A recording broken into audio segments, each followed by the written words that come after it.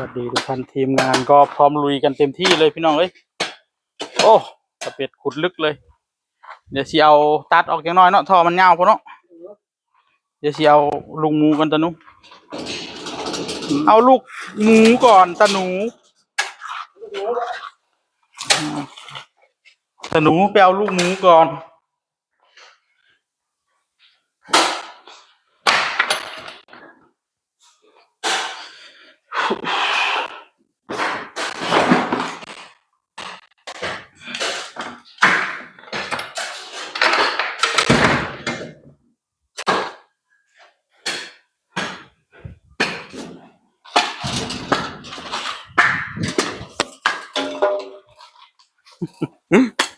ตะหนูสิไปสร้างเฮือนให้ก็เบเอาเนาะได้เนาะตะหนูเจ้าบ่สิได้แห้งบ่ติคันไปสร้างให้นี่ตะหนูบ่ได้อยู่แท้ๆเอาเลยสร้างคนดีๆก็หั่นกันไปแล้วสร้างแล้วมีบุญคุณตัวทำเรื่องนั่นแหละคุยกับตะหนูนะท่านเมื่อเช้าตะหนูถ้าเกิดจะไปสร้างบ้านให้นี่เอาไหมตะหนูว่าบ่เอาล่ะสร้างไปเฮ็ดหยังวะเนี่ยเป็นส่วนตัวของควายเสือเอาแค่เอาแล้วคันว่าส่วนตัวของเจ้านี่เจ้าไปสร้างที่ผู้อื่นมันก็เขาเจ้าก็บ่ได้อยู่แท้แล้วเขาไล่เจ้านี้แหละดินเขาเนาะเขาบอกเจ้าบ่ต้องอยู่ดอกให้หลานให้ลูกอยู่ซะให้เขาเล่นคักๆแล้วร้อนอยู่นี่เลยทรงนั้นเลยแม่นบ่นี่โอ้ตะเป็ดแม่นอยู่ซะตะเป็ดจังซี่เลยบ่ตะเป็ดโอ้แม่นแนวมันอยู่บ่จังแล้วมันจมพอดจังซี่นะเนาะให้บ่เจ้าท่านนั่นคุณเลิกเพิ่นทมเอาทมห้องไปแล้วน่ะทมเอาขึ้นจะครึ่งพอนี่เขาก็จะไปจมไปที่น่ะจมไปน้ำมันก็บ่ไหลแล้วมันก็จะฟังตุ้มน่ะแม่นบ่นี่เนาะ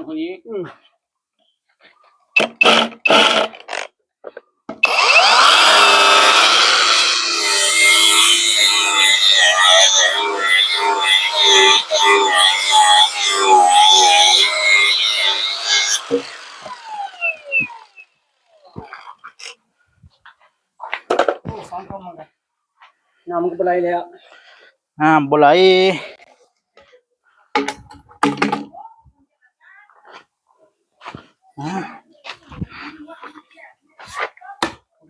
ดอก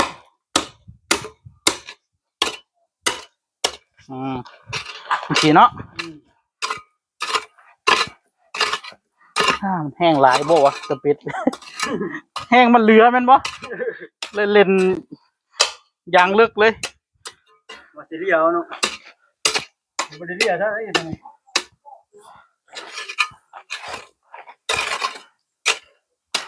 คนนี้ดีบ่นี่ผมก็เปลี่ยนมันนุ่มขนาดมันไหลบ่ได้หรอกคนแห้งแบบนี้ได้บ่ซำนี้ข้าคองบ่ได้คนแห้งบ่ได้เป็นหยังคนแห้งขาของบ่ได้ต้องพูดเอาอยู่ปากคนดีกว่าแล้วบ่ครึ่งนึงพุ่นฮะเอาครึ่งท่อพุ่นเสียวเครื่องท่อบ่เดี๋ยวนี้เอาขึ้นมาเ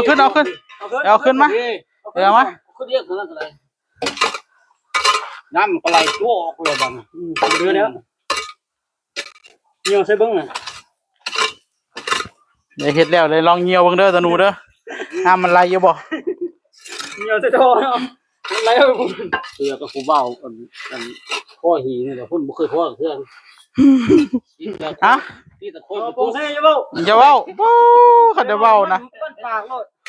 ที่ตะโคยยังบ่ได้อีกพุ่งจ๊ากตัวละบัดยังบ่ได้อีกหั่นไปพอแล้วบัดพอแล้วเนาะไหลอยู่เด้ไหลออกนะมองข้างหน้ามันไงนั่นดิผมเลยนี่เฮ็ดให้ปองให้น้ำออกจังน้อยเนาะไหลปากมันน้ำบ่เฮ็ดปากเลย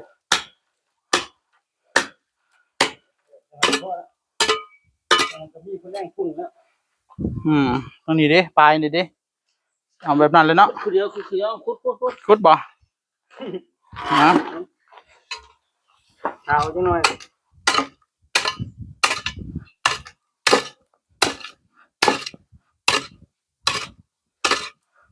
ละ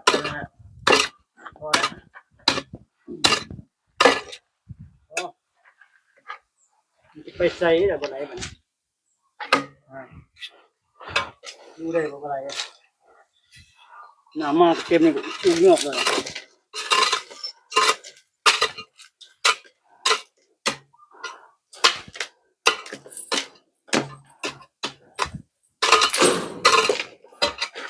ความจริงเขาต้องเอาไม้สั่นเนาะมาใส่หมองนี้แล้วก็ต่อเอาเนาะตัวยาวนี่เขาสิเฮ็ดจังได๋บัดนี้ไม้สั่นบ่วะเปลี่ยนบ่ใช่ฮะเขาสิคาบท่อนี่จังไดบัดนี้ไม่นี่เด้ทางเขาบ่ได้เฮ็ดยาวซ้ำท่อนี่เด้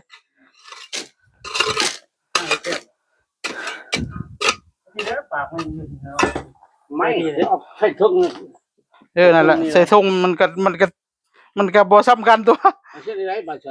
เอาไม้แหล้วเอาไม้สั้นแหล้ว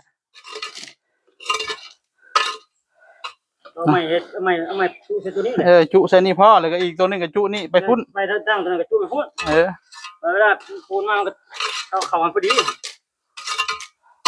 มันไม่รวดเดียวนี่โอบเลยทอนี่ไม่เนี่ยทันมันตัวทันมากทุกคนตัวพอดีอย่างเดียวโหยังขึ้นโน่นขึ้นพากมาตัดมันตัดหมดแล้วเลยเด้ตัวทันก็มีเนี่ยทันมันเอาต้นนั้นแหละเด้พุทธลึกเลยเครื่องมันร้อนขุดแล้วก็ฟังเปิดเป็นหยัง ขุดแล้วก็เอาดินกบลงไปคือเก่าเนี่ยตัดมาต้นตัวนี้ต้นพอดินเหลือนี่เฮ็ดจังได๋บัดนี้สาดใส่น้ำมันนี่ละ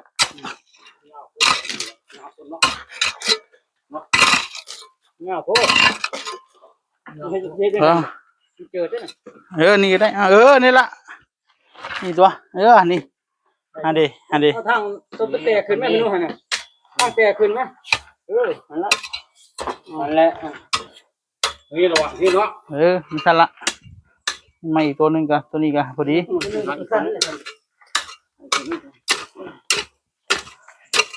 เงาไปได้บุลงเงา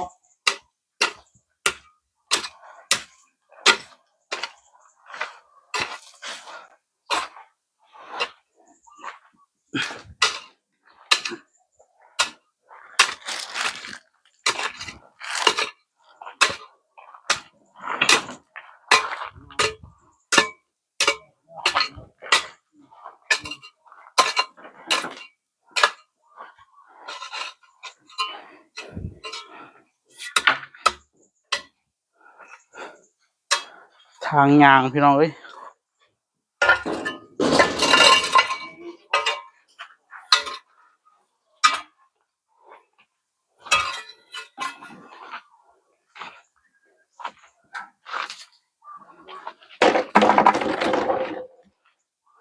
นี่อยู่บ่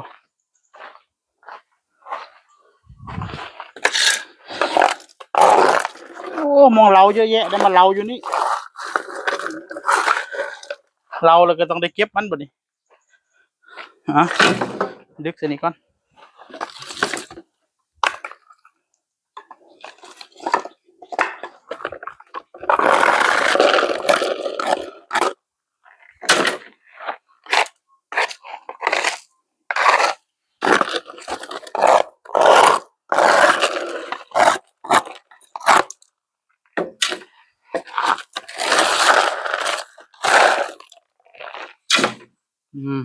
ใช่ไปเลยก็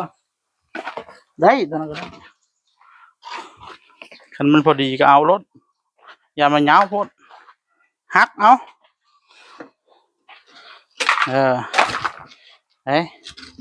โอ้ผีเด้มันชามูมันลูกเบิ่งกันนะเอาเบิ่งเรียมมันก่อน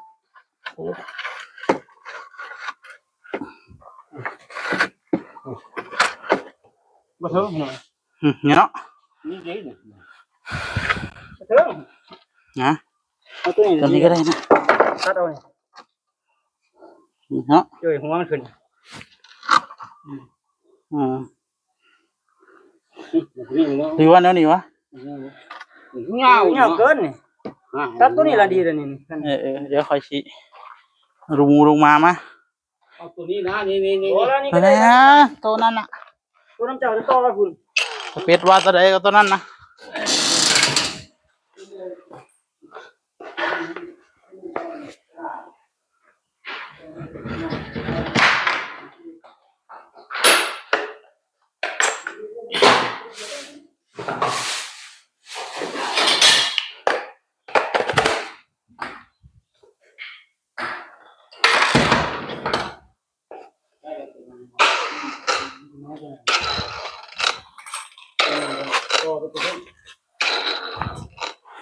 นะประมาณใด นี่ละตรงนี้แหละขอบผลึกแล้ว โอเคเนาะ นี่ นี่เนาะนะลบ นี่เลย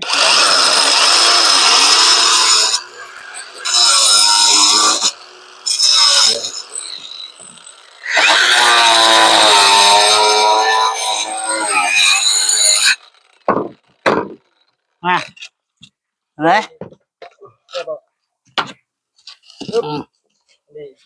เอาอีกวะเอาอีกกันหน่อยเนาะ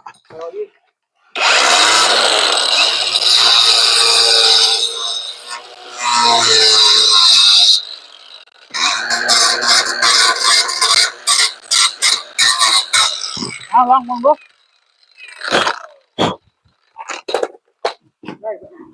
ได้เนาะสูงโคตรวะเอาลงอีกวะยังนอนบ่ ลงเอาลง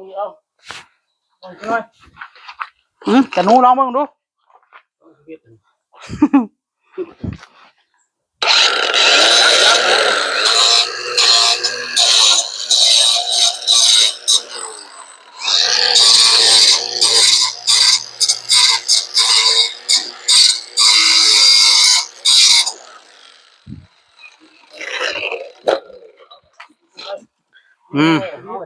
เขาอ่านแก้วเอาเลิกเลยดิ ตอกบัดนี้ ได้เลย ตอก ทำไมมาโต๊ะ อันนี้เป็นทางเดินไปห้องน้ำนะท่านเปิดประตูเอเล่ออกมากันย่างไม่ไปพี่เลยแบบบ่ต้องเหยียบดินมีท่อระบายน้ำด้วยเผื่อฝนตกมาน้ำบ่ยักมองไหล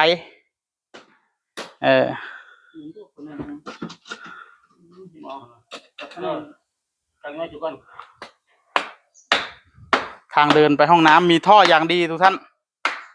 แต่ว่าไวเมดสิได้ใส่บ่เนาะบ่จักคือกัน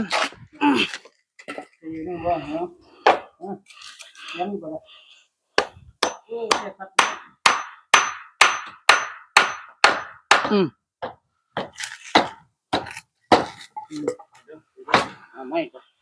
ะไปไหนนี่ก็ไม่ได้สิแล้วใช่ไหม เนี่ย ต่อไปเลยบ่ เอาจังสั้นเลยแหละต่อไม่ไปพุ่นเลย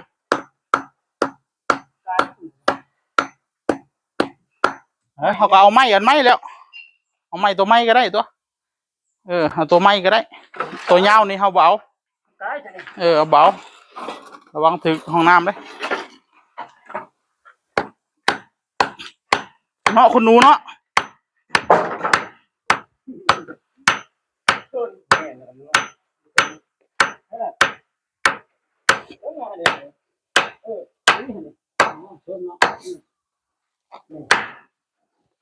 คนเป็นคนออกมาเฮ้ย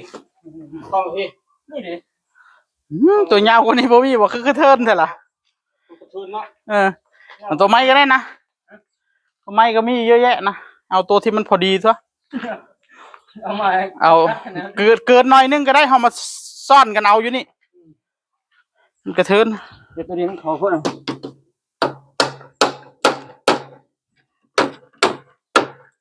ไปใช่หรอนี่ไปใช่แล้ว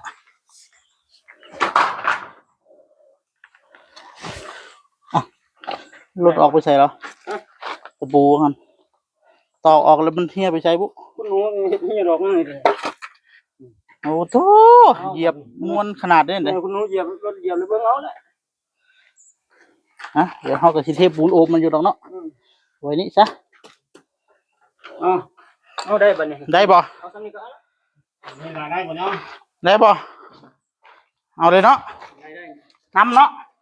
นี่มาคัดมานี่เลย นี่ก่อนเนาะ จะไปใส่เลย ต่อภูเขาตะเป็ดมันคอนมันเบาโพด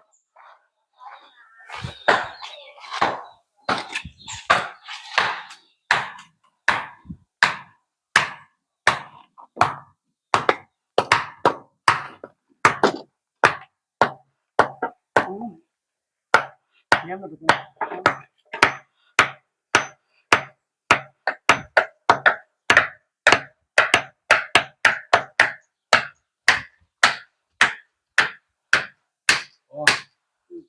ตอกต้นนี่นะกินตอกต้นจะไปใส่ ย่างเข้าไปบัดนี้ทางใหญ่บัดนี้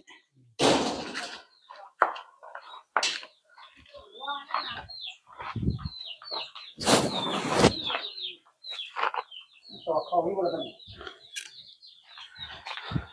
เอาแสลงน้ำก่อนแหละ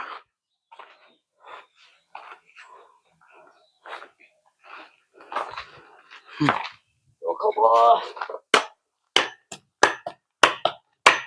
เก่งจริงวะ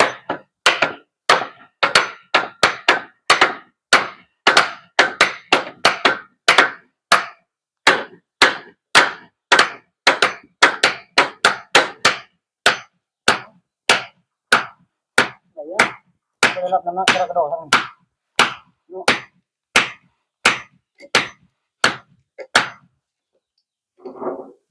อยู่เป็นตะยูอยู่บ่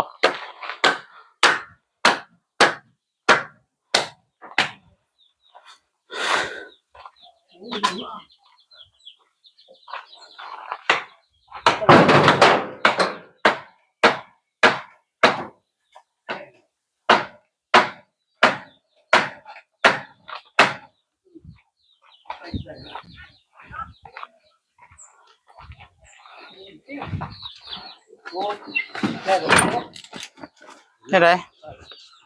ยาวโพดบ่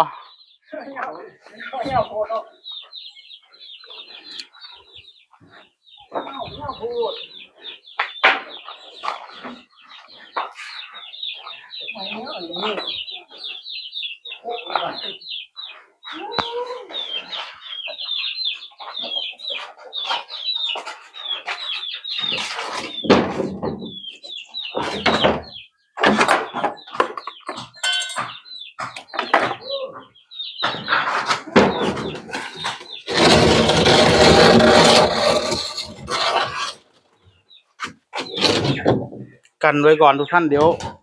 น้ำปูนมันกระเด็น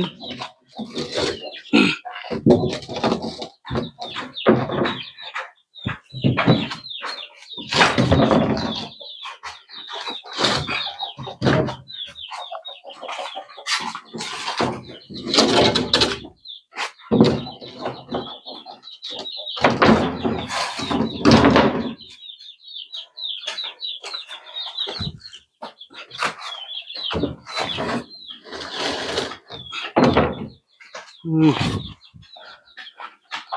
อเคกันเอาไว้ไม่ให้น้ำปูนกระเด็นใส่เดี๋ยวเราหาสังกะสีเก่ามาใส่อีกทั้งปูนก็ได้